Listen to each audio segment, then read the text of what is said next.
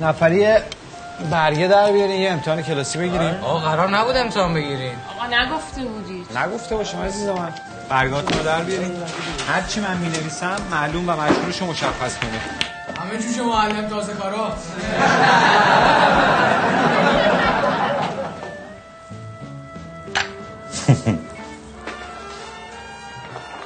کی بود مزه پرون؟ کی بود نمک ریخ؟ هر کی بود وجودش داشته باشه یه بار دیگه بیاد پای تخت همین حرفا رو بزنه. نمیگی نه؟ خیلی خوب. خودتون خواستید.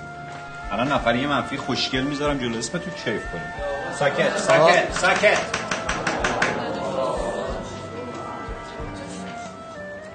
آقا اجازه؟ بگو اینا. آقا سعیدی بود.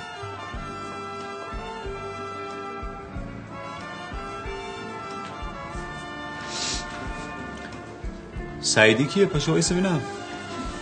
مایم آقا. تو بودی ها؟ بله. برو بیرون. آقا میشه این سری ببخشید. نمیشه برو بیرون. جمع کنید بابا 4 تا تازه کار ریختم. من درست فکر کردم چه خبره. تو اسم چی بود؟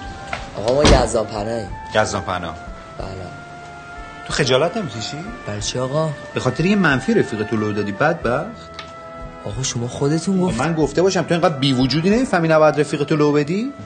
بچا بشناسیدش ها. آدم فروش کلاستون اینه. خوب بشناسیدش. برو بیرون میرم. آقا ما نمیریم. بی خود میکنی؟ میری بیرون یا بگم رحیمی بیاد با کتک بفرستت بیرون. پاشو ببینم. باشه برو دیگه. آقا ما میریم ولی فردا با اولیامون میریم مدرسه. حتما این کارو بکن. ببینم چه جوری تو رو تربیت کردن انقدر بی وجود از آب در اومدی.